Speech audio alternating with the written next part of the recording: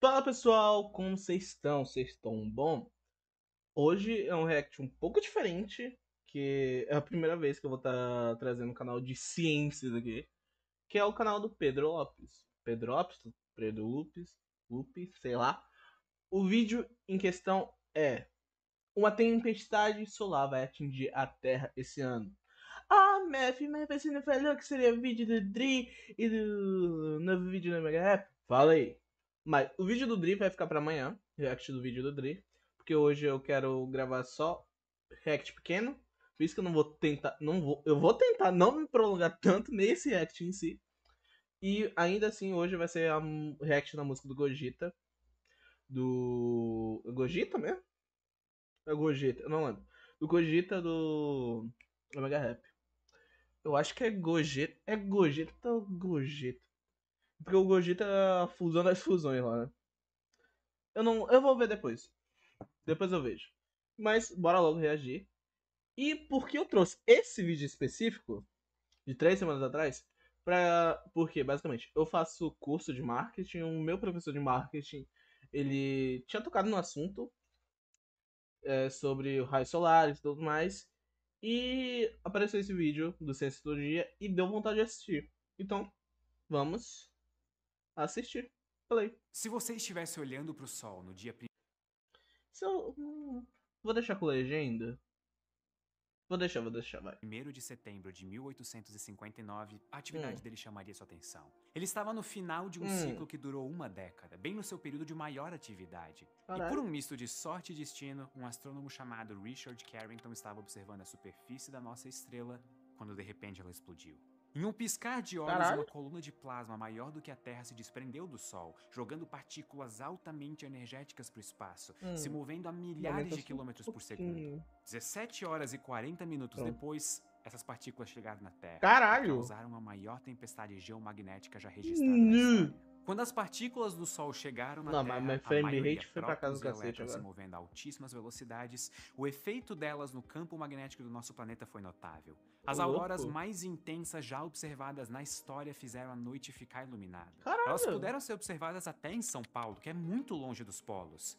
Existem registros de pessoas Nossa. usando as luzes das auroras nas ruas de cidades grandes para lerem jornais. Mas embora as Nossa, auroras velho. fossem lindas e chamassem a atenção, É o verdadeiro efeito era perigoso. invisível. As partículas carregadas Se eu do não me Sol engano. eram canalizadas pelo campo magnético da Terra, que mudava a todo momento como resposta. No chão, Hum. essa mudança de campo magnético induzia correntes elétricas em qualquer coisa que pudesse conduzir elétrons. Ô, Na louco. época, a humanidade ainda estava na infância da eletricidade, mas nós podemos ter uma ideia dos impactos observando as histórias dos operadores de telégrafos.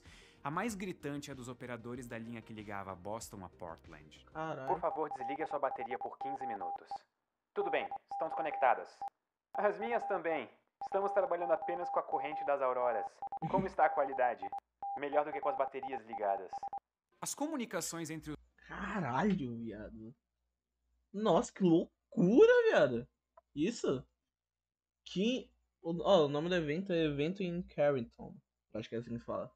Muito interessante saber sobre isso. Muito interessante, tô gostando. Os dois operadores continuaram por 2 horas sem estarem ligadas a baterias. Que Em outras isso? regiões, as linhas de telégrafo simplesmente pararam de funcionar, dando choques elétricos nos operadores e fazendo as torres de transmissão soltarem faíscas. Caralho! Essa tempestade ficou conhecida como o Evento Carrington. E se ela acontecesse Carrington. novamente hoje em dia, muitos pesquisadores concordam que toda a nossa estrutura tecnológica se acabaria. E para piorar, Caralho! esse ano nós estamos novamente no período de atividade máxima solar.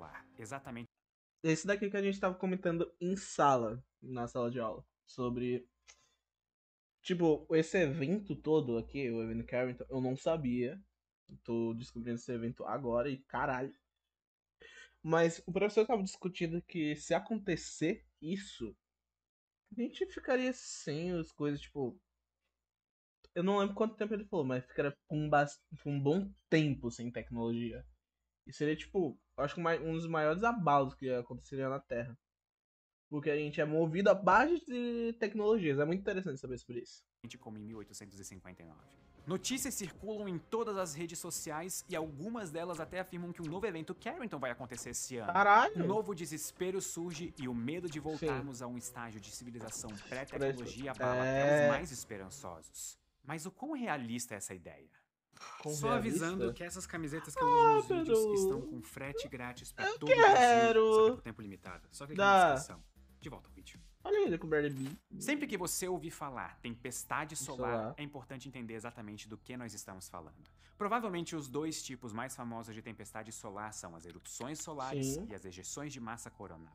E para entender como Essa elas eu acontecem, não você sei pode muito, não. pensar no Sol como uma bola cabeluda. O cabelo que você vê na imagem é uma representação das linhas de campo magnético da nossa estrela. Essas linhas estão sempre andando e mudando de lugar. O Sol é um lugar bem movimentado. Uma erupção solar acontece quando a superfície do Sol acumula energia magnética e então libera ela rapidamente. O que nós vemos aqui da Terra é um flash de radiação eletromagnética. E é bastante comum, mas nem sempre é o caso, que essas erupções sejam acompanhadas de ejeções de massa coronal, que é quando uma linha intensa de campo imaginei que seria magnético é isso. ejetada do Sol junto com plasma, formado por Caralho. partículas carregadas. Essas partículas, que são basicamente prótons e elétrons, são lançadas para o espaço com velocidades altíssimas, chegando a alcançar 3.000 km por segundo. Porra! E são essas ejeções de massa coronal que são as responsáveis pela maior parte das tempestades geomagnéticas e auroras, como a que aconteceu em 1859. Caralho, interessante. A parte assustadora é que nós não temos como prever quando exatamente elas vão acontecer. O Sol funciona em ciclos de atividade que duram por volta de 11 anos. E nesse meio tempo, a atividade da nossa estrela aumenta, chega até um máximo e então diminui. Nós podemos ter uma ideia de em que ponto nós estamos no ciclo olhando para a quantidade de manchas solares na superfície do Sol. Quanto mais manchas, mais ativo o Sol está. E como esperado, as erupções solares são mais frequentes durante períodos em que a atividade solar é maior. Nos períodos de máxima atividade, erupções solares chegam a acontecer todos os dias. E nos períodos de baixa atividade... Peraí, eu tinha movido só uma coisa. A culpa é da estrela, é sacanagem. Ah não, vai se ferrar. Acontece cerca de uma por semana. Mas nós não entendemos a dinâmica solar bem o suficiente para conseguir prever quando exatamente os mínimos e máximos vão ser atingidos. Nós só sabemos que os ciclos duram em média 11 anos, baseado em mais de um século de observações. E nós estamos agora no que nós imaginamos ser o pico do ciclo atual. Se eu fosse vocês, eu até me inscrevi. Tô inscrito? Tô. Opa. Like. Aqui no canal depois dessa. Ia me ajudar bastante. Tá, mas o que exatamente vai acontecer com a Terra se ela for atingida por uma ejeção de massa coronal? As partículas ejetadas pelo Sol são as mesmas que compõem a nossa estrela, ou seja, plasma. Isso significa que os núcleos atômicos foram separados dos elétrons, tornando-se cargas elétricas livres. E além de cargas elétricas, a ejeção de massa coronal também leva junto um dá um prejuízo desgraçado. pouco do campo magnético do Sol. Quando essas partículas encontram o campo magnético da Terra, é como se elas comprimissem ele, mudando a configuração do campo que protege o nosso planeta. Nossa! Então, de uma hora para outra, uma quantidade imensa de energia é depositada na magnetosfera terrestre, e com ela vêm as consequências, que dependem muito da severidade da tempestade. Entendi. Uma tempestade geomagnética leve pode criar apenas auroras, sem chamar muita atenção e encher os noticiários. Acho que é o que acontece, né? A maioria das vezes. Aqui na superfície nós estamos relativamente seguros, tanto pelo campo magnético da Terra quanto pela atmosfera. Mas de vez em quando, uma erupção solar mais forte cria consequências maiores, principalmente no espaço. Satélites em órbita podem ficar eletricamente carregados e queimar componentes importantes, parando de funcionar. Ou, em casos ainda piores, a tempestade solar junto da radiação ultravioleta aquece as camadas mais externas da atmosfera, fazendo ela expandir. De uma hora para outra, satélites são afetados por mais arrasto da atmosfera, podendo até tirar eles de órbita. E esse foi um dos motivos que fizeram a Skylab, que foi a primeira estação espacial americana, reentrar na atmosfera da Terra mais rápido do que o previsto, encerrando o programa que mais tarde deu lugar à Estação Espacial Internacional. Foi o que aconteceu também em fevereiro de 2022, com 40 satélites da Starlink que recém tinham sido colocados em órbita. Eles não Pera, eu acho que eu tô lembrando essa notícia, eu tô tentando lembrar. Conseguiram vencer o arrasto da atmosfera e reentraram na Terra. Um prejuízo da ordem de milhões de dólares. Mas até sistemas na Terra são afetados por mudanças no espaço. Tempestades solares mudam a densidade da ionosfera, que é uma das camadas mais afastadas da atmosfera. Diversos dos nossos sistemas de comunicação usam ela para refletir sinais de rádio e alcançar longas distâncias. Quando ela é perturbada, os sinais variam inconstantemente e a comunicação é perdida. Caralho. Ou seja, um blackout de rádio pode acontecer em algumas frequências. Interessante. E como durante uma tempestade dessas a magnetosfera terrestre fica cheia de partículas carregadas, correntes elétricas podem ser induzidas no solo. Isso aconteceu em março de 1989 e o resultado foi que o grid elétrico da província de Quebec, no Canadá, falhou porque ele não conseguiu lidar com as correntes elétricas induzidas nele. O resultado foi uma província inteira que abriga milhões de pessoas sem luz por alguma... Não!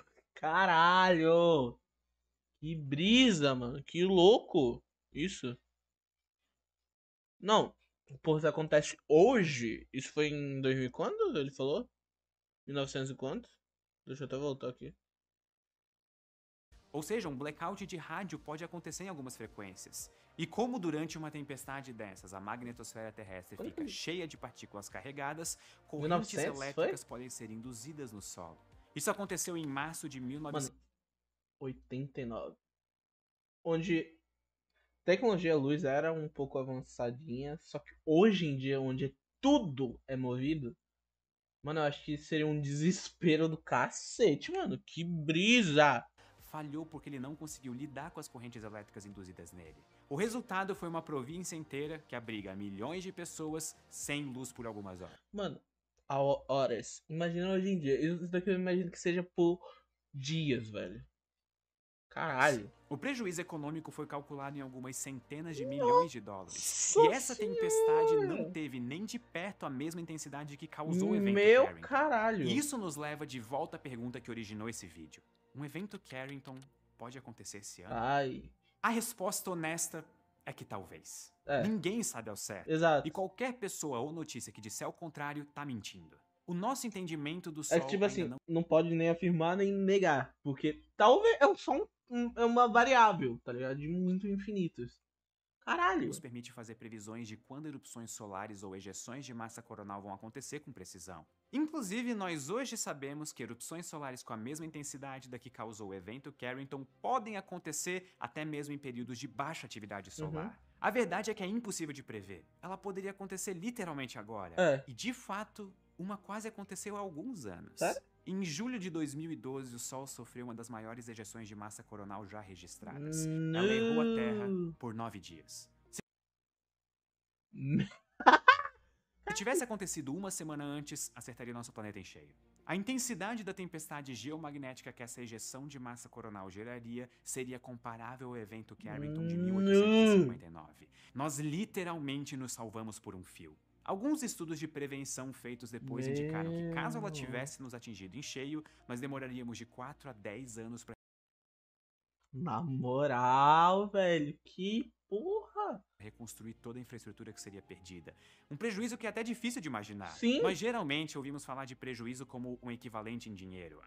Foi um total de trilhões de dólares, bilhões de dólares. Mas nós nunca paramos para pensar no impacto que um evento precisaria ter para nós precisarmos medir os danos em anos. No fim, nós não temos como saber quando o próximo evento Carrington vai acontecer. Mas nós vamos ter uma janela de algumas horas antes de ele nos atingir.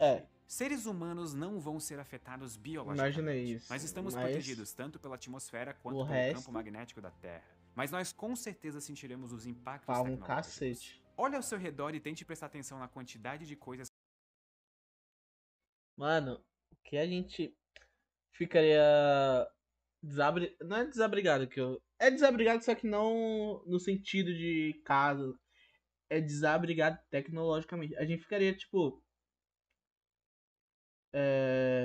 Como que eu posso falar isso? Voltar ao tempo de jornal, digamos assim. Só que sem meio de comunicação nenhum com o resto. Sem TV, sem nada. Cara, é muito brisa ficar pensando sobre isso. Dá um negocinho. De energia elétrica ou circuitos eletrônicos para funcionar. Agora imagine a vida sem eles. Pelo menos por algum tempo até nós consertarmos tudo. Do que você sentiria mais falta? Conta pra mim aqui nos comentários. Acho que o que eu sentiria mais falta é meio de comunicação, velho. Ficar sem comunicação, pra mim é ruim ficar sem comunicação. É bem ruim. Eu tô bem curioso pra saber. E se você gosta desse tipo de vídeo, gostei pra caralho. Não esqueça de se inscrever aqui no canal pra sempre saber quando a gente postar um novo. Muito obrigado e até a próxima. Tá. Caralho, muito bom. Mano, os vídeos dele sempre são muito bons, muito bem feitos. E caralho, me... consigo nem falar, me fez brisar um pouco. Gostei pra cacete dos vídeos. E se você gostou de uns vídeos assim, mais ciências, coisas mais sérias, que é um conteúdo que eu genuinamente gosto muito, comentem que tô pensando em trazer mais. Eu acho que seria legal trazer aqui pra vocês. Tipo, ó, esse daqui. Existe um buraco negro dentro dessa estrela. Seria muito bom, seria interessante. Eu tô curioso pra assistir qual é esse. Se você quer, comentem. Beijo, até a próxima. Se inscreve no canal. Já já tem vídeo do Cogita. Bye. Bye.